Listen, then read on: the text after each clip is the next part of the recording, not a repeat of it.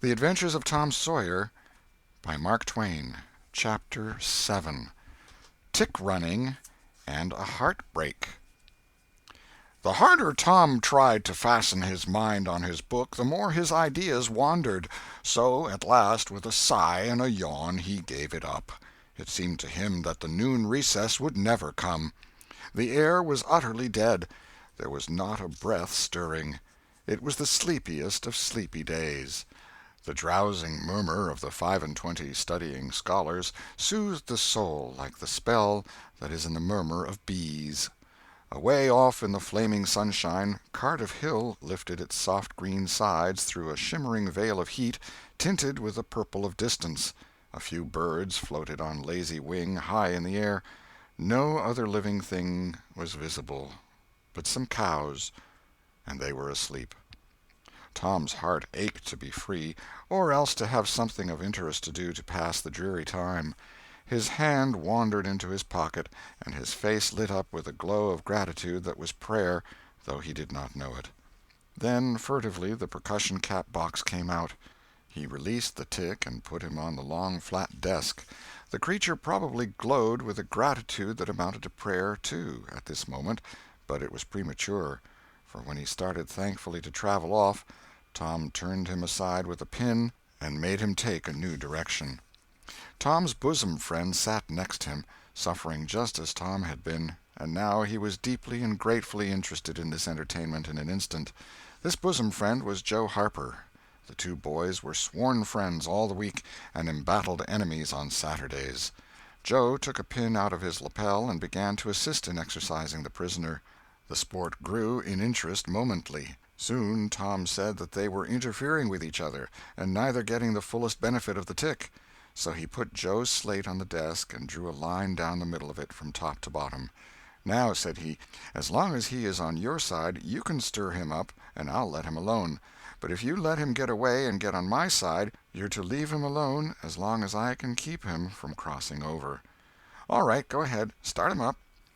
The tick escaped from Tom presently and crossed the equator. Joe harassed him a while, and then he got away and crossed back again. This change of base occurred often. While one boy was worrying the tick with absorbing interest, the other would look on with interest as strong. The two heads bowed together over the slate, and the two souls dead to all things else. At last luck seemed to settle and abide with Joe. The tick tried this, that, and the other course, and got as excited and as anxious as the boys themselves, but time and again, just as he would have victory in his very grasp, so to speak, and Tom's fingers would be twitching to begin, Joe's pin would deftly head him off and keep possession. At last Tom could stand it no longer. The temptation was too strong, so he reached out and lent a hand with his pin. Joe was angry in a moment. Said he, "Tom, you let him alone." "I only just want to stir him up a little, Joe." "No, sir, it ain't fair. You just let him alone." "Blame it, I ain't going to stir him much." "Let him alone, I tell you." "Well, I won't." "You shall. He's on my side of the line." "Look here, Joe Harper, whose is that tick?" "I don't care whose tick he is. He's on my side of the line, and you shan't touch him." "Well, I'll just bet I will, though. He's my tick, and I'll do what I blame please with him, or die." A tremendous whack came down on Tom's shoulders, and its duplicate on Joe's, and for the space of 2 minutes the dust continued to fly from the two jackets and the whole school to enjoy it. The boys had been too absorbed to notice the hush that had stolen upon the school a while before, when the master came tiptoeing down the room and stood over them. He had contemplated a good part of the performance before he contributed his bit of variety to it. When school broke up at noon, Tom flew to Becky Thatcher and whispered in her ear, "Put on your bonnet and let on you're going home, and when you get to the corner, give the rest of 'em the slip, and turn down through the lane and come back. I'll go the other way, and come it over them the same way." So the one went off with one group of scholars, and the other with another. In a little while the two met at the bottom of the lane, and when they reached the school they had it all to themselves. Then they sat together with a slate before them, and Tom gave Becky the pencil and held her hand in his, guiding it, and so created another surprising house. When the interest in art began to wane, the two fell to talking. Tom was swimming in bliss. He said, "Do you love rats?" "No, I hate them." "Well, I do, too. Live ones. But I mean dead ones, to swing round your head with a string." No, I don't care for rats much anyway. What I like is chewing gum." "Oh, I should say so. I wish I had some now." "Do you? I've got some. I'll let you chew it a while, but you must give it back to me." That was agreeable, so they chewed it turn about, and dangled their legs against the bench in excess of contentment. "Was you ever at a circus?" said Tom. "Yes, and my pa's going to take me again sometime, if I'm good. I've been to the circus 3 or 4 times, lots of times. Church ain't shucks to a circus. There's things going on at a circus all the time. I'm going to be a clown in a circus when I grow up." "Oh, are you? That will be nice. They're so lovely, all spotted up." "Yes, that's so. And they get slathers of money, most $1 a day, Ben Rogers says. Say, Becky, was you ever engaged?" "What's that?" "Why, engaged to be married." "No? Would you like to?" "I reckon so. I don't know. What is it like?" "Like? Why, it ain't like anything. You only just tell a boy you won't ever have anybody but him, ever, ever, ever, and then you kiss, and that's all. Anybody can do it." "Kiss? What do you kiss for?" "Why, that, is well, they always do that." "Everybody?" "Why, yes, everybody that's in love with each other. Do you remember what I wrote on the slate?" Yes." "What was it?" "I shan't tell you." "Shall I tell you?" Yes, but some other time." "No, now." "No, not now. Tomorrow." "Oh, no, now. Please, Becky, I'll whisper it. I'll whisper it ever so easy." Becky hesitating, Tom took silence for consent, and passed his arm about her waist and whispered the tale ever so softly, with his mouth close to her ear, and then he added, "Now you whisper it to me, just the same." She resisted for a while, and then said, "You turn your face away so you can't see, and then I will. But you mustn't ever tell anybody. Will you, Tom? Now you won't, will you?" "No, indeed, I won't. Now, Becky." He turned his face away, and she bent timidly around till her breath stirred his curls, and whispered, "I love you." Then she sprang away and ran around and around the desks and benches, with Tom after her, and took refuge in a corner at last, with her little white apron to her face. Tom clasped her about her neck and pleaded, "Now, Becky, it's all done, all over but the kiss. Don't you be afraid of that. It ain't anything at all. Please, Becky." And he tugged at her apron and the hands. By and by she gave up and let her hands drop. Her face, all glowing with the struggle, came up and submitted. Tom kissed the red lips and said, "Now it's all done, Becky. And always after this, you ain't ever to love anybody but me, and you ain't ever to marry anybody but me. Never, never, and forever. Will you?" "No, I'll never love anybody but you, Tom, and I'll never marry anybody but you, and you ain't to ever marry anybody but me either." "Certainly, of course. That's part of it.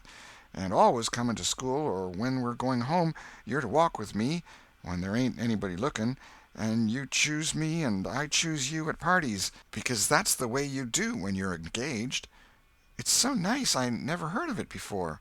"Oh, it's ever so gay. Why, me and Amy Lawrence—" The big eyes told Tom his blunder, and he stopped confused. "Oh, Tom, then I ain't the first you've ever been engaged to?" The child began to cry, and Tom said, "Oh, don't cry, Becky. I don't care for her any more." "Yes, you do, Tom. You know you do." Tom tried to put his arm about her neck, but she pushed him away and turned her face to the wall and went on crying. Tom tried again, with soothing words in his mouth, and was repulsed again. Then his pride was up, and he strode away and went outside. He stood about, restless and uneasy, for a while, glancing at the door every now and then, hoping she would repent and come to find him. But she did not. Then he began to feel badly, and fear that he was in the wrong. It was a hard struggle with him to make new advances, now, but he nerved himself to it, and entered. She was still standing back there in the corner, sobbing, with her face to the wall. Tom's heart smote him. He went to her and stood a moment, not knowing exactly how to proceed. Then he said hesitatingly, "Becky, I don't care for anybody but you." No reply, but sobs. "Becky," pleadingly, "Becky, won't you say something?" More sobs. Tom got out his chiefest jewel, a brass knob from the top of an andiron, and passed it around her so that she could see it, and said, Please, Becky, won't you take it?" She struck it to the floor. Then Tom marched out of the house and over the hills and far away to return to school no more that day. Presently Becky began to suspect. She ran to the door. He was not in sight. She flew around to the play-yard. He was not there. Then she called, "Tom? Come back, Tom!" She listened intently, but there was no answer. She had no companions but silence and loneliness. So she sat down to cry again and upbraid herself, and by this time the scholars began to gather again, and she had to hide her griefs and still her broken heart and take up the cross of a long, dreary, aching afternoon, with none among the strangers about her to exchange sorrows with. End of Chapter 7. Chapter 8. A Pirate Bold to Be. Tom dodged hither and thither through lanes until he was well out of the track of returning scholars, and then fell into a moody jog. He crossed a small branch 2 or 3 times, because of a prevailing juvenile superstition that to cross water baffled pursuit. Half an hour later he was disappearing behind the Douglas mansion on the summit of Cardiff Hill, and the schoolhouse was hardly distinguishable away off in the valley behind him. He entered a dense wood, picked his pathless way to the center of it, and sat down on a mossy spot under a spreading oak. There was not even a zephyr stirring. The dead noonday heat had even stilled the songs of the birds. Nature lay in a trance that was broken by no sound but the occasional far-off hammering of a woodpecker, and this seemed to render the pervading silence and sense of loneliness the more profound. The boy's soul was steeped in melancholy. His feelings were in happy accord with his surroundings. He sat long with his elbows on his knees and his chin in his hands, meditating. It seemed to him that life was but a trouble at best, and he more than half envied Jimmy Hodges, so lately released. It must be very peaceful, he thought, to lie and slumber and dream forever and ever, with the wind whispering through the trees and caressing the grass and the flowers over the grave, and nothing to bother and grieve about, ever any more. If he only had a clean Sunday-school record, he could be willing to go, and be done with it all. Now, as to this girl, what had he done? Nothing. He had meant the best in the world, and been treated like a dog, like a very dog. She would be sorry some day, maybe when it was too late. Ah, if he could only die temporarily. But the elastic heart of youth cannot be compressed into one constrained shape long at any time. Tom presently began to drift insensibly back into the concerns of this life again. What if he turned his back now and disappeared mysteriously? What if he went away, ever so far away, into unknown countries beyond the seas, and never came back any more? How would she feel then? The idea of being a clown recurred to him now, only to fill him with disgust. For frivolity and jokes and spotted tights were an offense when they intruded themselves upon a spirit that was exalted into the vague, august realm of the romantic. No, he would be a soldier, and return after long years all war-worn and illustrious. No, better still, he would join the Indians, and hunt buffaloes and go on the warpath in the mountain ranges and the trackless great plains of the far west, and away in the future come back a great chief, bristling with feathers, hideous with paint, and prance into Sunday school some drowsy summer morning, with a blood-curdling war-whoop, and sear the eyeballs of all his companions with unappeasable envy. But no, there was something gaudier even than this. He would be a pirate. That was it. Now his future lay plain before him, and glowing with unimaginable splendor. How his name would fill the world, and make people shudder. How gloriously he would go plowing the dancing seas in his long, low, black-hulled racer, the Spirit of the Storm, with his grisly flag flying at the fore. And at the zenith of his fame, how he would suddenly appear at the old village and stalk into church, brown and weather-beaten, in his black velvet doublet and trunks, his great jack-boots, his crimson sash, his belt bristling with horse-pistols, his crime-rusted cutlass at his side, his slouch hat with waving plumes, his black flag unfurled, with a skull and crossbones on it, and hear, with swelling ecstasy, the whisperings, "It's Tom Sawyer the pirate, the Black Avenger of the Spanish Main." Yes, it was settled. His career was determined. He would run away from home and enter upon it. He would start the very next morning. Therefore he must now begin to get ready. He would collect his resources together. He went to a rotten log near at hand and began to dig under one end of it with his barlow knife. He soon struck wood that sounded hollow. He put his hand there and uttered this incantation impressively: "What hasn't come here, come. What's here, stay here." Then he scraped away the dirt and exposed a pine shingle. He took it up and disclosed a shapely little treasure house whose bottom and sides were of shingles. In it lay a marble. Tom's astonishment was boundless. He scratched his head with perplexed air and said, "Well, that beats anything." Then he tossed the marble away pettishly and stood cogitating. The truth was that a superstition of his had failed, here, which he and all his comrades had always looked upon as infallible. If you buried a marble with certain necessary incantations and left it alone a fortnight, and then opened the place with the incantation he had just used, you would find that all the marbles you had ever lost had gathered themselves together there, meantime, no matter how widely they had been separated. But now this thing had actually and unquestionably failed. Tom's whole structure of faith was shaken to its foundations. He had many a time heard of this thing succeeding, but never of its failing before. It did not occur to him that he had tried it several times before, himself, but could never find the hiding-places afterward. He puzzled over the matter some time, and finally decided that some witch had interfered and broken the charm. He thought he would satisfy himself on that point, so he searched around till he found a small sandy spot with a little funnel-shaped depression in it. He laid himself down and put his mouth close to this depression and called, "Doodle-bug, doodle-bug, tell me what I want to know. Doodle-bug, doodle-bug, tell me what I want to know." The sand began to work, and presently a small black bug appeared for a second and then darted under again in a fright. "He doesn't tell, so it was a witch that done it. I just knowed it." He well knew the futility of trying to contend against witches, so he gave up discouraged. But it occurred to him that he might as well have the marble he had just thrown away, and therefore he went and made a patient search for it. But he could not find it.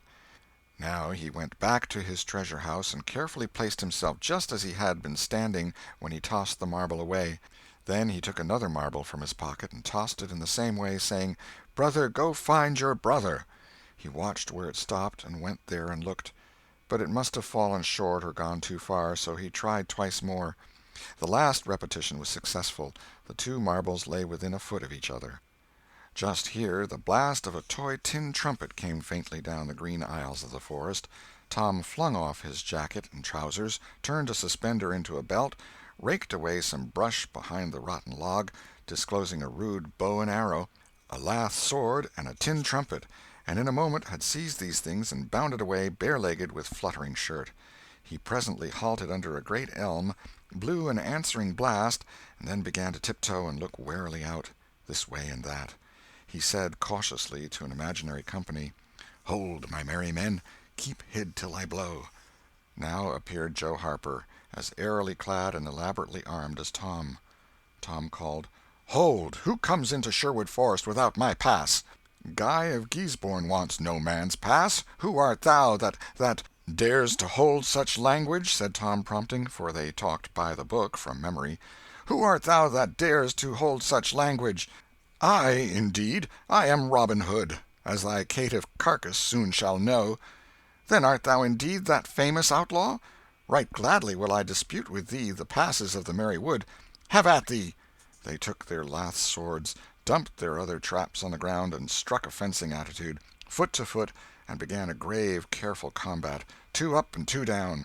Presently Tom said, "Now if you've got the hang, go it lively." So they went it lively, panting and perspiring with the work.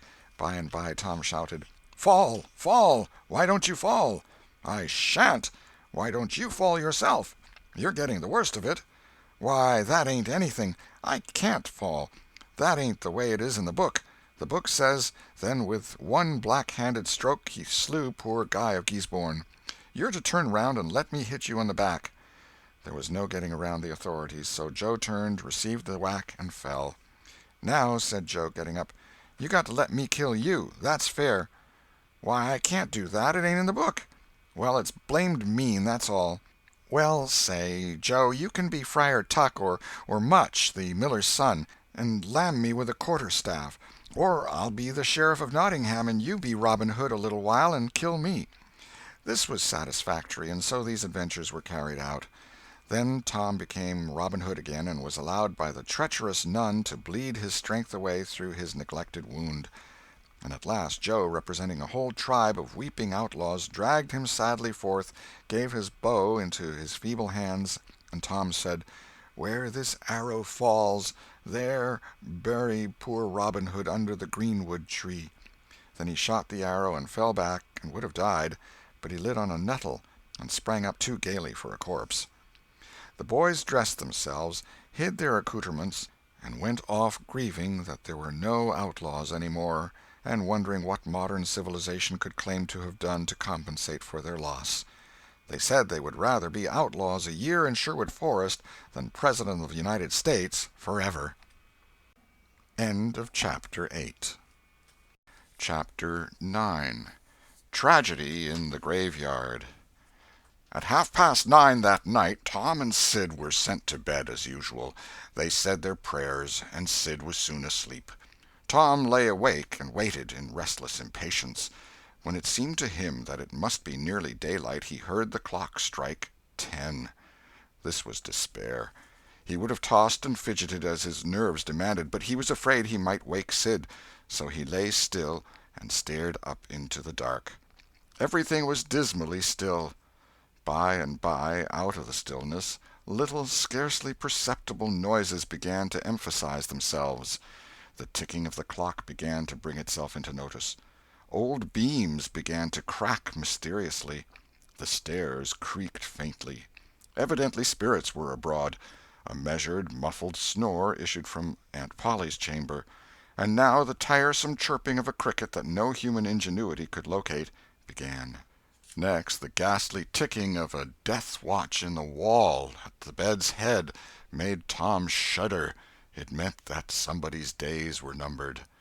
Then the howl of a far-off dog rose on the night air and was answered by a fainter howl from a remoter distance. Tom was in an agony. At last he was satisfied that time had ceased and eternity begun. He began to doze in spite of himself. The clock chimed 11, but he did not hear it. And then there came, mingling with his half-formed dreams, a most melancholy caterwauling. The raising of a neighboring window disturbed him. A cry of "Scat, you devil!" and the crash of an empty bottle against the back of his aunt's woodshed brought him wide awake, and a single minute later he was dressed and out of the window and creeping along the roof of the L on all fours. He meowed with caution once or twice as he went, then jumped to the roof of the woodshed, and thence to the ground. Huckleberry Finn was there, with his dead cat. The boys moved off and disappeared in the gloom. At the end of half an hour they were wading through the tall grass of the graveyard. It was a graveyard of the old-fashioned Western kind. It was on a hill, about a mile and a half from the village. It had a crazy board fence around it, which leaned inward in places, and outward the rest of the time, but stood upright nowhere. Grass and weeds grew rank over the whole cemetery. All the old graves were sunken in. There was not a tombstone on the place. Round-topped, worm-eaten boards staggered over the graves, leaning for support, and finding none. "Sacred to the memory of so-and-so" had been painted on them once, but it could no longer have been read on the most of them now, even if there had been light. A faint wind moaned through the trees, and Tom feared it might be the spirits of the dead complaining of being disturbed. The boys talked little, and only under their breath, for the time and the place and the pervading solemnity and silence oppressed their spirits. They found the sharp new heap they were seeking, and ensconced themselves within the protection of 3 great elms that grew in a bunch within a few feet of the grave. Then they waited in silence for what seemed a long time. The hooting of a distant owl was all the sound that troubled the dead stillness. Tom's reflections grew oppressive. He must force some talk, so he said in a whisper, "Hucky, do you believe the dead people like it for us to be here?" Huckleberry whispered, "I wisht I knowed. It's awful solemn like, ain't it?" "I bet it is." There was a considerable pause while the boys canvassed this matter inwardly. Then Tom whispered, "Say, Hucky, do you reckon Hoss Williams hears us talking?" "Oh, of course he does. Least his spirit does." Tom, after a pause, "I wish I'd said Mr. Williams, but I never meant any harm. Everybody called him Hoss." "Well, a body can't be too particular how they talk about these here dead people, Tom." This was a damper, and conversation died again. Presently Tom seized his comrade's arm and said, "Shh!" "What is it, Tom?" And the two clung together with beating hearts. "Shh! There 'tis again. Didn't you hear it?" "There! Now you hear it." "Lord, Tom, they're coming. They're coming, sure. What'll we do?" "I don't know. Think they'll see us?" "Oh, Tom, they can see in the dark, same as cats. I wisht I hadn't come." "Oh, don't be feared. I don't believe they'll bother us. We ain't doing any harm. If we keep perfectly still, maybe they won't notice us at all." "I'll try to, Tom, but Lord, I'm all a shiver. Listen." The boys bent their heads together and scarcely breathed. A muffled sound of voices floated up from the far end of the graveyard. "Look! See, there!" whispered Tom. "What is it?" "It's devil fire. Oh, Tom, this is awful." Some vague figures approached through the gloom, swinging an old-fashioned tin lantern that freckled the ground with innumerable little spangles of light. Presently Huckleberry whispered with a shudder, "It's the devil, sure enough. 3 of them. Lordy, Tom, we're goners. Can you pray?"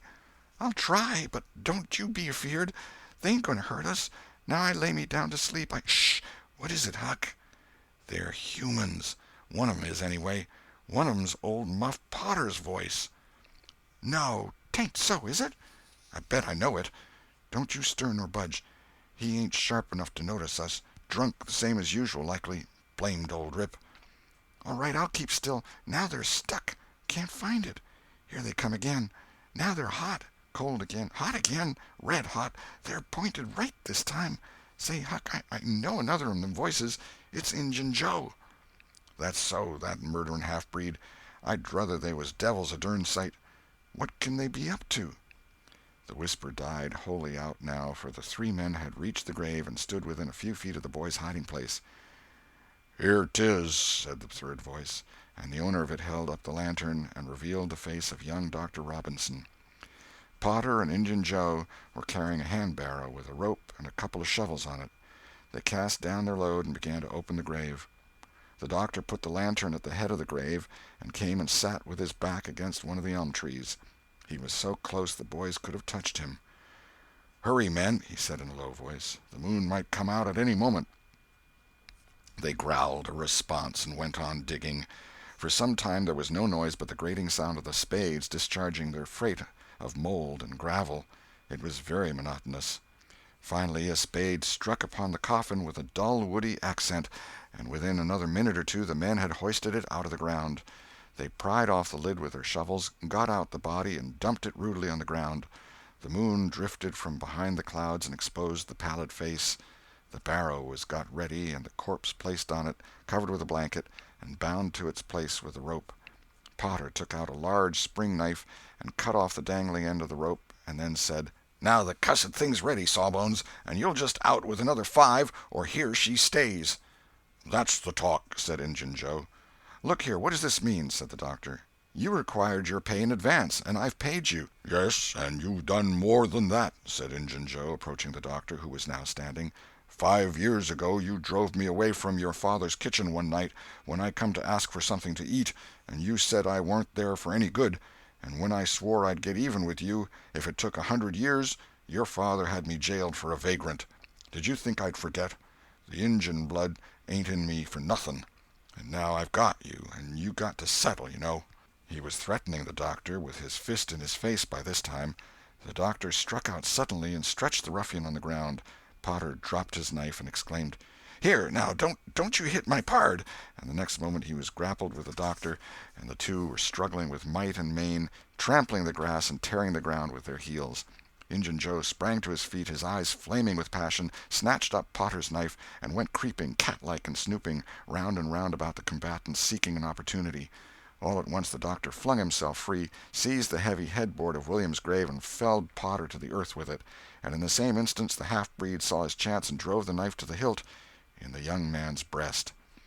He reeled and fell partly upon Potter, flooding him with his blood, and in the same moment the clouds blotted out the dreadful spectacle and the two frightened boys went speeding away in the dark. Presently, when the moon emerged again, Injun Joe was standing over the two forms, contemplating them. The doctor murmured inarticulately, gave a long gasp or two, and was still. The half-breed muttered, "That score is settled, damn you!"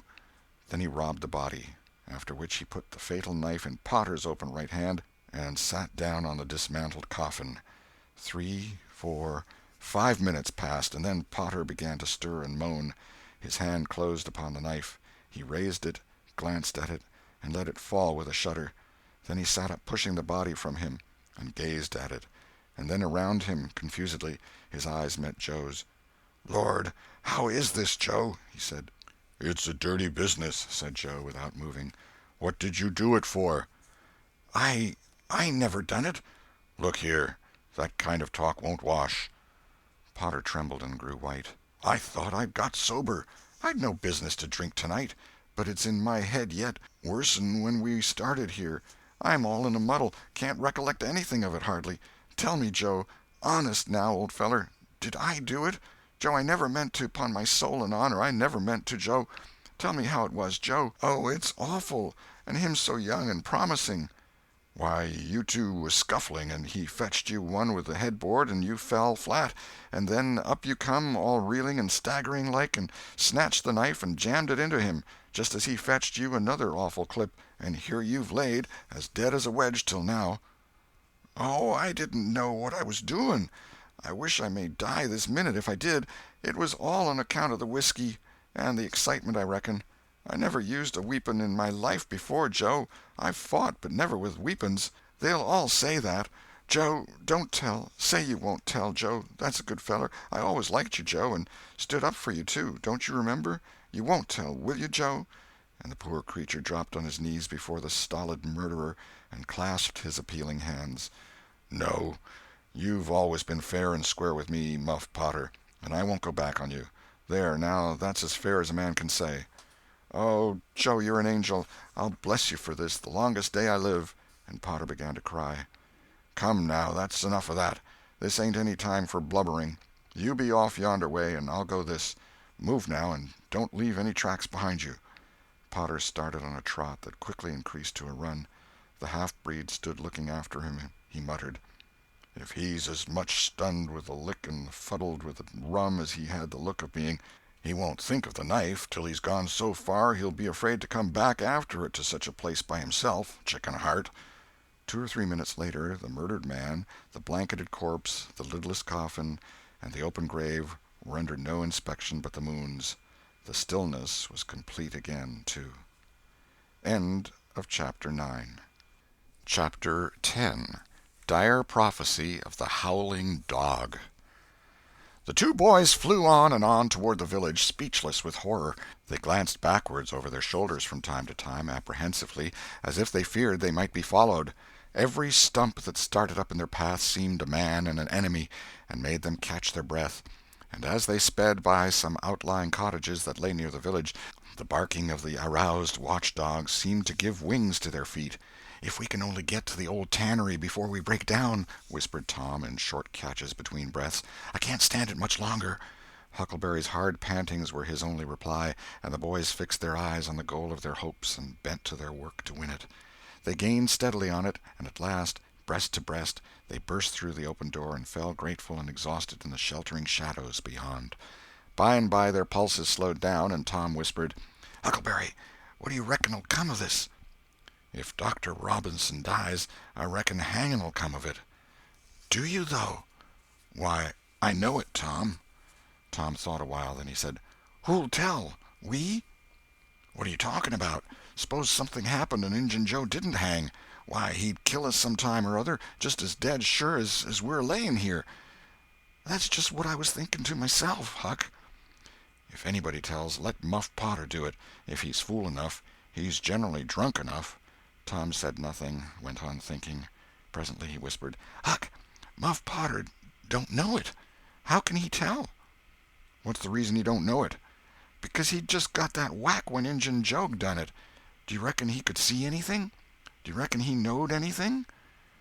"By hokey, that's so, Tom." "And besides, look here, maybe that whack done for him." "No, 'tain't likely, Tom. He had liquor in him, I could see that, and besides he always has. Well, when pap's full, you might take and belt him over the head with a church and you couldn't faze him. He says so his own self. So it's the same with Muff Potter, of course. But if a man was dead sober, I reckon maybe that whack might fetch him. I don't know."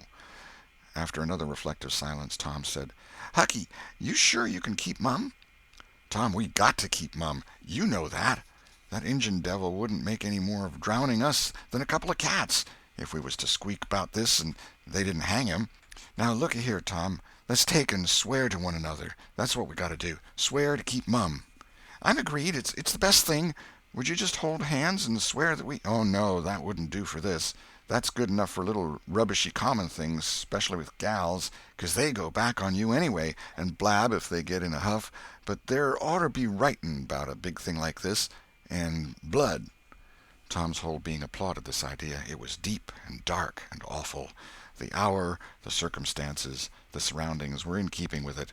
He picked up a clean pine shingle that lay in the moonlight, took a little fragment of red keel out of his pocket, got the moon on his work, and painfully scrawled these lines, emphasizing each slow downstroke by clamping his tongue between his teeth and letting up the pressure on the upstrokes.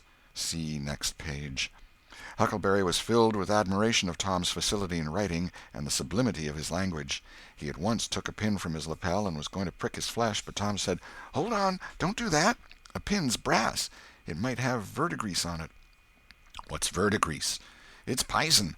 That's what it is. You just swaller some of it once, you'll see." So Tom unwound the thread from one of his needles, and each boy pricked the ball of his thumb and squeezed out a drop of blood. "Huck Finn and Tom Sawyer swears they will keep mum about this, and they wish they may drop down dead in their tracks if they ever tell, and rot." In time, after many squeezes, Tom managed to sign his initials, using the ball of his little finger for a pen. Then he showed Huckleberry how to make an H and an F, and the oath was complete. They buried the shingle close to the wall, with some dismal ceremonies and incantations, and the fetters that bound their tongues were considered to be locked and the key thrown away. A figure crept stealthily through a break in the other end of the ruined building now, but they did not notice it. "Tom," whispered Huckleberry, "does this keep us from ever telling always?" "Of course it does. It don't make any difference what happens. We got to keep mum. We drop down dead. Don't you know that?"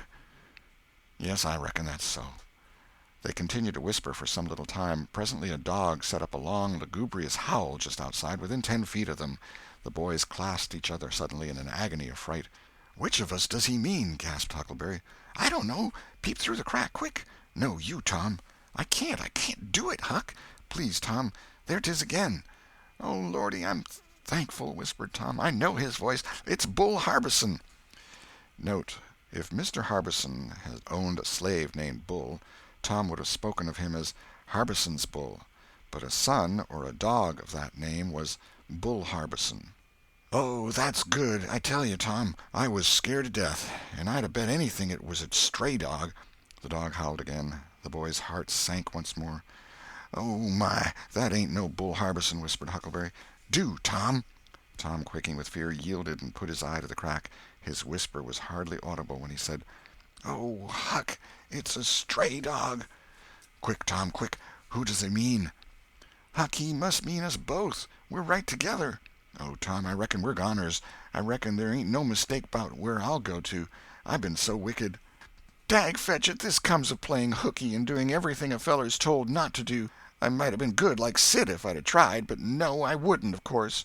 But if ever I get off of this time, I lay I'll just waller in Sunday schools." And Tom began to snuffle a little. "You bad?" And Huckleberry began to snuffle too. "Consound it, Tom Sawyer, you're just old pie, 'longside of what I am. Oh, Lordy, Lordy, Lordy, I wisht I'd only had half your chance."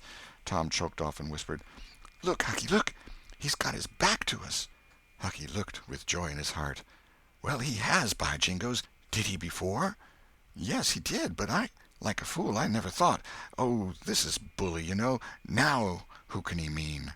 The howling stopped, and Tom pricked up his ears. "Shh! What's that?" he whispered. "Sounds like hogs grunting. No, it's somebody snoring, Tom." "That is it. Whereabouts is it, Huck?" "I believe it's down at t'other end. Sounds so, anyway. Pap used to sleep there sometimes, 'long with the hogs, but laws bless you, he just lifts things when he snores. Besides, I reckon he ain't ever coming back to this town any more." The spirit of adventure rose in the boys' souls once more. "Hucky, do you dast to go if I lead?" "I don't like to much. Tom, s'pose it's Injun Joe." Tom quailed, but presently the temptation rose up strong again, and the boys agreed to try, with the understanding that they would take to their heels if the snoring stopped. So they went tiptoeing stealthily down, the one behind the other. When they had got to within 5 steps of the snorer, Tom stepped on a stick, and it broke with a sharp snap. The man moaned, writhed a little, and his face came into the moonlight. It was Muff Potter. The boys' hearts had stood still, and their hopes too, when the man moved, but their fears passed away now. They tiptoed out, through the broken weather-boarding, and stopped at a little distance to exchange a parting word. That long, lugubrious howl rose on the night air again. They turned and saw the strange dog standing within a few feet of where Potter was lying, and facing Potter, with his nose pointing heavenward. "Oh, Jiminy, it's him!" exclaimed both boys in a breath. "Say, Tom, they say a stray dog come howling round Johnny Miller's house 'bout midnight as much as 2 weeks ago, and a whippoorwill come in and lit on a banisters and sung, the very same evening, and there ain't anybody dead there yet." "Well, I know that, and s'pose there ain't. Didn't Gracie Miller fall in the kitchen fire and burn herself terrible the very next Saturday?" "Yes, but she ain't dead, and what's more, she's getting better, too." "All right, well, you wait and see. She's a goner just as dead sure as Muff Potter's a goner.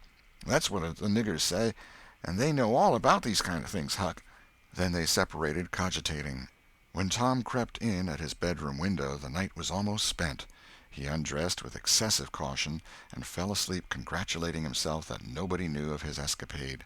He was not aware that the gently snoring Sid was awake, and had been so for an hour. When Tom awoke, Sid was dressed and gone. There was a late look in the light, a late sense in the atmosphere. He was startled. Why had he not been called? Persecuted till he was up, as usual. The thought filled him with bodings. Within 5 minutes he was dressed and downstairs, feeling sore and drowsy. The family were still at table, but they had finished breakfast. There was no voice of rebuke, but there were averted eyes. There was a silence and an air of solemnity that struck a chill to the culprit's heart. He sat down and tried to seem gay, but it was uphill work. It roused no smile, no response, and he lapsed into silence and let his heart sink down to the depths. After breakfast his aunt took him aside, and Tom was almost brightened in the hope that he was going to be flogged, but it was not so. His aunt wept over him and asked him how he could go and break her old heart so, and finally told him to go on and ruin himself and bring her gray hairs with sorrow to the grave, for it was no use for her to try any more. This was worse than 1,000 whippings, and Tom's heart was sorer now than his body. He cried, he pleaded for forgiveness, promised to reform over and over again, and then received his dismissal, feeling that he had won but an imperfect forgiveness and established but a feeble confidence. He left the presence too miserable to even feel revengeful toward Sid, and so the latter's prompt retreat through the back gateway was unnecessary. He moped to school gloomy and sad, and took his flogging, along with Joe Harper, for playing hooky the day before, with the air of one whose heart was busy with heavier woes and wholly dead to trifles. Then he betook himself to his seat, rested his elbows on his desk and his jaws in his hands, and stared at the wall with the stony stare of suffering that has reached the limit and can no further go. His elbow was pressing against some hard substance. After a long time he slowly and sadly changed his position and took up this object with a sigh. It was in a paper. He unrolled it. A long, lingering, colossal sigh followed, and his heart broke. It was his brass andiron knob. This final feather broke the camel's back. End of Chapter 10. Chapter 11. Conscience Racks Tom. Close upon the hour of noon, the whole village was suddenly electrified with the ghastly news. No need of the as yet undreamed of telegraph. The tale flew from man to man, from group to group, from house to house with little less than telegraphic speed. Of course the schoolmaster gave holiday for that afternoon. The town would have thought strangely of him if he had not. A gory knife had been found close to the murdered man, and it had been recognized by somebody as belonging to Muff Potter, so the story ran, and it was said that a belated citizen had come upon Potter washing himself in the branch about 1 or 2 o'clock in the morning, and that Potter had at once sneaked off. Suspicious circumstances, especially the washing, which was not a habit with Potter. It was also said that the town had been ransacked for this murderer. The public are not slow in the matter of sifting evidence and arriving at a verdict, but that he could not be found. Horsemen had departed down all the roads in every direction, and the sheriff was confident that he would be captured before night. All the town was drifting toward the graveyard. Tom's heartbreak vanished, and he joined the procession, not because he would not 1,000 times rather go anywhere else, but because an awful, unaccountable fascination drew him on. Arrived at the dreadful place, he wormed his small body through the crowd and saw the dismal spectacle. It seemed to him an age since he was there before. Somebody pinched his arm. He turned, and his eyes met Huckleberry's. Then both looked elsewhere at once, and wondered if anybody had noticed anything in their mutual glance. But everybody was talking, and intent upon the grisly spectacle before them. "Poor fellow! Poor young fellow! This ought to be a lesson to grave robbers. Muff Potter'll hang for this if they catch him." This was the drift of remark, and the minister said, "It was a judgment. His hand is here." Now Tom shivered from head to heel, for his eye fell upon the stolid face of Injun Joe. At this moment the crowd began to sway and struggle, and voices shouted, "It's him! It's him! He's coming himself!" "Who? Who?" from 20 voices. "Muff Potter." "Hello, he's stopped! Look out, he's turning! Don't let him get away!" People in the branches of the trees over Tom's head said he wasn't trying to get away, he only looked doubtful and perplexed. "Infernal impudence," said a bystander. "Wanted to come and take a quiet look at his work, I reckon. Didn't expect any company." The crowd fell apart now, and the sheriff came through, ostentatiously leading Potter by the arm. The poor fellow's face was haggard, and his eyes showed the fear that was upon him.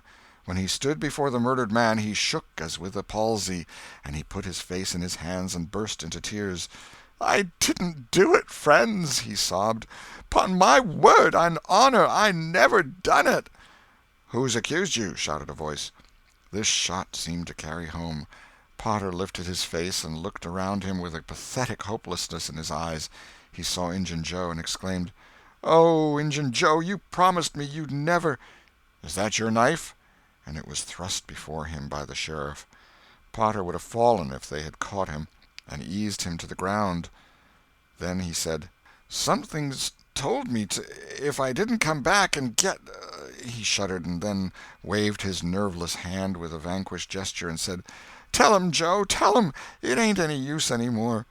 Then Huckleberry and Tom stood dumb and staring, and heard the stony-hearted liar reel off his serene statement, they expecting every moment that the clear sky would deliver God's lightnings upon his head, and wondering to see how long the stroke was delayed. And when he had finished, and still stood alive and whole, their wavering impulse to break their oath and save the poor betrayed prisoner's life faded and vanished away, for plainly this miscreant had sold himself to Satan, and it would be fatal to meddle with the property of such a power as that. "Why didn't you leave? What did you want to come here for?" somebody said. "I couldn't help it, I couldn't help it," Potter moaned. "I wanted to run away, but I couldn't seem to come anywhere but here." And he fell to sobbing again. Injun Joe repeated his statement just as calmly a few minutes afterwards on the inquest, under oath, and the boys, seeing that the lightnings were still withheld, were confirmed in their belief that Joe had sold himself to the devil. He was now become to them the most balefully interesting object they had ever looked upon, and they could not take their fascinated eyes from his face.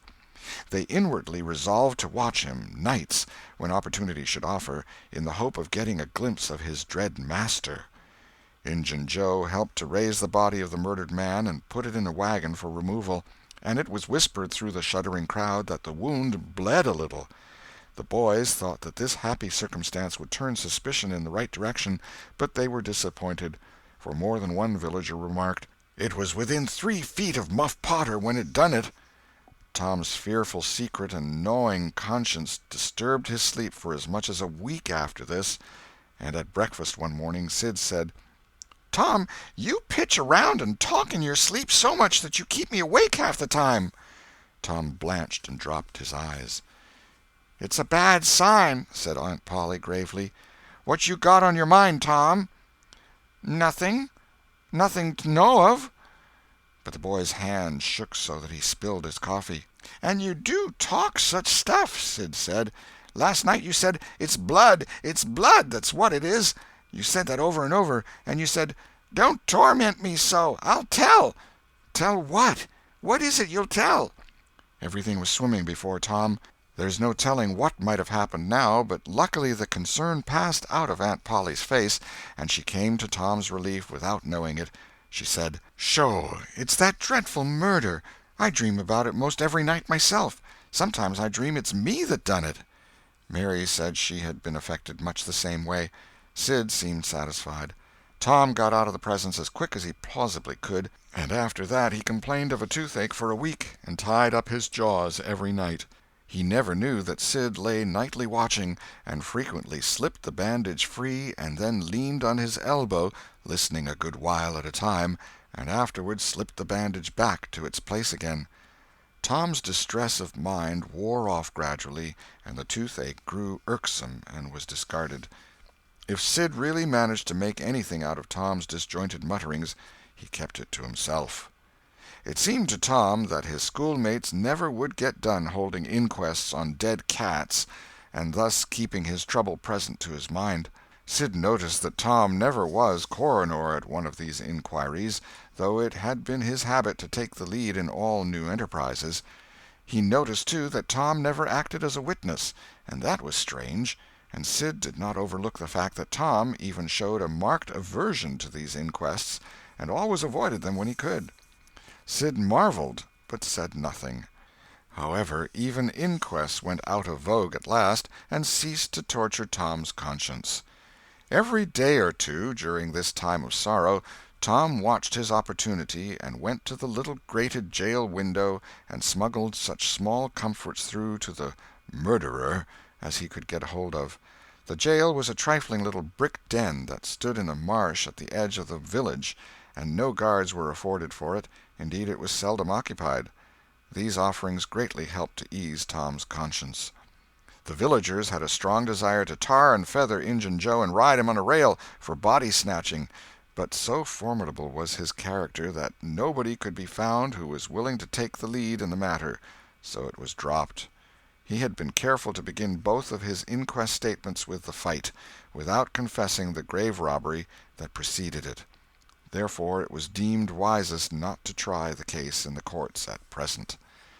End of Chapter 11. Chapter 12. The Cat and the Painkiller. One of the reasons why Tom's mind had drifted away from its secret troubles was that it had found a new and weighty matter to interest itself about. Becky Thatcher had stopped coming to school. Tom had struggled with his pride a few days, and tried to whistle her down the wind, but failed. He began to find himself hanging around her father's house nights, and feeling very miserable. She was ill. What if she should die? There was distraction in the thought. He no longer took an interest in war, nor even in piracy. The charm of life was gone. There was nothing but dreariness left. He put his hoop away, and his bat. There was no joy in them any more. His aunt was concerned. She began to try all manner of remedies on him. She was one of those people who are infatuated with patent medicines and all new-fangled methods of producing health or mending it. She was an inveterate experimenter in these things. When something fresh in this line came out, she was in a fever, right away, to try it. Not on herself, for she was never ailing, but on anybody else that came handy. She was a subscriber for all the health periodicals and phenomenological frauds, and the solemn ignorance they were inflated with was breath to her nostrils. all the rot they contained about ventilation, and how to go to bed, and how to get up, and what to eat, and what to drink, and how much exercise to take, and what frame of mind to keep one's self in, and what sort of clothing to wear, was all gospel to her, and she never observed that her health journals of the current month customarily upset everything they had recommended the month before. She was as simple-hearted and honest as the day was long, and so she was an easy victim. She gathered together her quack periodicals and her quack medicines, and thus, armed with death, went about on her pale horse, metaphorically speaking, with the hell following after. But she never suspected that she was not an angel of healing and the balm of Gilead in disguise to the suffering neighbors. The water treatment was new, now, and Tom's low condition was a windfall to her. She had him out at daylight every morning, stood him up in the woodshed, and drowned him with a deluge of cold water. Then she scrubbed him down with a towel like a file, and so brought him to. Then she rolled him up in a wet sheet and put him away under blankets till she sweated his soul clean, and the yellow stains of it came through his pores, as Tom said. Yet, notwithstanding all this, the boy grew more and more melancholy and pale and dejected. She added hot baths, sitz baths, shower baths, and plunges. The boy remained as dismal as a hearse. She began to assist the water with a slim oatmeal diet and blister plasters. She calculated his capacity as she would a jug's, and filled him up every day with quack cure-alls. Tom had become indifferent to persecution by this time. This phase filled the old lady's heart with consternation. This indifference must be broken up at any cost. Now she heard of pain-killer for the first time. She ordered a lot at once. She tasted it and was filled with gratitude. It was simply fire in a liquid form. She dropped the water treatment and everything else, and pinned her faith to pain-killer. She gave Tom a teaspoonful and watched with the deepest anxiety for the result. Her troubles were instantly at rest, her soul at peace again, for the indifference was broken up. The boy could not have shown a wilder, heartier interest if she had built a fire under him. Tom felt that it was time to wake up. This sort of life might be romantic enough in his blighted condition, but it was getting to have too little sentiment and too much distracting variety about it. So he thought over various plans for relief, and finally hit upon that of professing to be fond of pain-killer. He asked for it so often that he became a nuisance, and his aunt ended by telling him to help himself and quit bothering her. If it had been Sid, she would have had no misgivings to alloy her delight, but since it was Tom, she watched the bottle clandestinely. She found that the medicine did really diminish, but it did not occur to her that the boy was mending the health of a crack in the sitting-room floor with it. One day Tom was in the act of dosing the crack when his aunt's yellow cat came along, purring, eyeing the teaspoon avariciously, and begging for a taste. Tom said, "Don't ask for it unless you want it, Peter." But Peter signified that he did want it. "You better make sure." Peter was sure. "Now you've asked for it, and I'll give it to you, because there ain't anything mean about me, but if you find you don't like it, you mustn't blame anybody but your own self." Peter was agreeable, so Tom pried his mouth open and poured down the pain-killer. Peter sprang a couple of yards in the air, and then delivered a war-whoop and set off round and round the room, banging against furniture, upsetting flower-pots, and making general havoc. Next he rose on his hind feet and pranced around in a frenzy of enjoyment, with his head over his shoulder and his voice proclaiming his unappeasable happiness. Then he went tearing around the house again, spreading chaos and destruction in his path. Aunt Polly entered in time to see him throw a few double somersets, deliver a final mighty hurrah, and sail through the open window, carrying the rest of the flower-pots with him. The old lady stood petrified with astonishment, peering over her glasses. Tom lay on the floor, expiring with laughter. "Tom, what on earth ails that cat?" "I don't know, Aunt," gasped the boy. "Why, I never seen anything like it. What did make him act so?" "'Deed I don't know, Aunt Polly. Cats always act so when they're having a good time." "They do they?" There was something in the tone that made Tom apprehensive. "Yes'm, that is, I believe they do." "You do?" "Yes'm." The old lady was bending down, Tom watching, with interest emphasized by anxiety. Too late he divined her drift. The handle of the tell-tale teaspoon was visible under the bed valance. Aunt Polly took it, held it up. Tom winced and dropped his eyes.